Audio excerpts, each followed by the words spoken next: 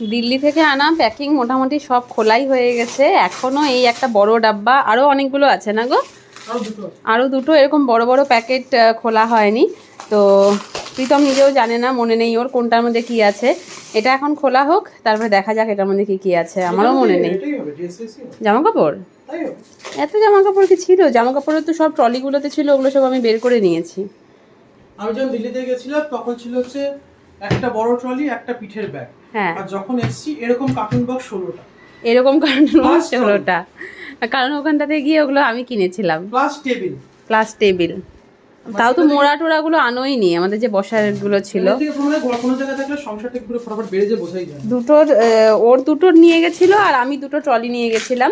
4টে trolley ছিল, সেখান থেকে আমরা 16টা, 4টে ট্রলি প্লাস 16টা এরকম প্যাকেট, মানে ট্রলির আকারের, ট্রলির থেকেও বড় এগুলো।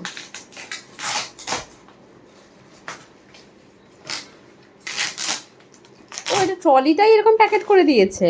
আমি ভাবছি যে এটা প্যাকেটের ভেতরে যেরকম বাকিগুলো ছিল। ও, এটা ট্রলিটার মধ্যেই, ট্রলিটার উপর দিয়ে এরকম প্যাকেট করে দিয়েছে। ট্রলিতে তুমি ফ্লাইটেও নিয়ে আসতে পারতে গো। পেমেন্ট করছি কার হাতে দেবো? ও, আর বাকিগুলো যেরকম ট্রলি, এটা ট্রলিতে এসেছে, এবার বাকিগুলো এরকমই বড় বড় কার্টুন বক্সের ভেতরে জামা কাপড় বা বাসনপত্র ওগুলো দিয়ে ওরা প্যাক করে দিয়েছিল। দেখো স্ক্র্যাচ না পড়ে।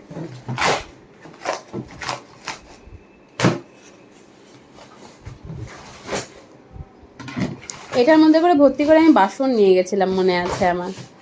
এই ট্রলিটার মধ্যে যত বাসন ছিল সব বাসনপত্র এটার মধ্যে নিয়ে গেছিলাম। লিগে আছে।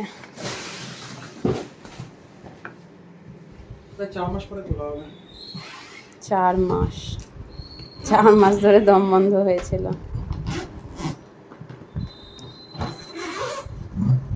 হ্যাঁ, এটা কি? ও, এটা আমার ওই জুয়েলারি বক্সটা, এটা আমি সেদিনই খুঁজছিলাম, জানো তো। হ্যাঁ, এটা আমাকে প্রিয়াঙ্কাদি দিয়েছিল বেবি শাওয়ারে, খুব সুন্দর ছিল। এটা আমি সেদিন খুঁজলাম, পেলামই না, এখানে ঢুকে আছে, পাবো কোত্থেকে। বাট খুব সুন্দর ছিল। যে ট্রলি ভর্তি জামা কাপড় ছিল সব বের করে নিলাম, আর যেগুলো আমাদের ওয়েস্টেজ, সে মানে ওয়েস্টেজ বলতে যেগুলো এখন আর হয় না বা এখন এই শীতের মধ্যে আর পরবো না, সেগুলো সব প্যাক করে সব ঢুকিয়ে দিলাম ট্রলিটাতে। প্রচুর জায়গা, প্রচুর জায়গা, বিয়ের ট্রলি বলে কথা, যখনই বের হয় তখনই মনে পড়ে যায় এই ট্রলিটা। শপিং করার জন্য আমি, প্রীতমের সাথে রিতমদা, বাবা মা সবাই মিলে গেছিলাম আমাদের বিয়ের শপিংয়ে। কিছু কিছু জিনিসের সাথে না এত স্মৃতি জড়িয়ে থাকে, যখনই সেই জিনিসগুলো চোখের সামনে আসে অনেক কথা মনে পড়ে যায়। সেরকমই স্পেশাল, মানে প্রত্যেকটা মানুষের লাইফের সব থেকে স্পেশাল বিয়ে, জন্মদিন, এই সমস্ত জিনিস। জন্মদিন তাও প্রতি বছরই আসে, বাট বিয়েটা একবারই হয়।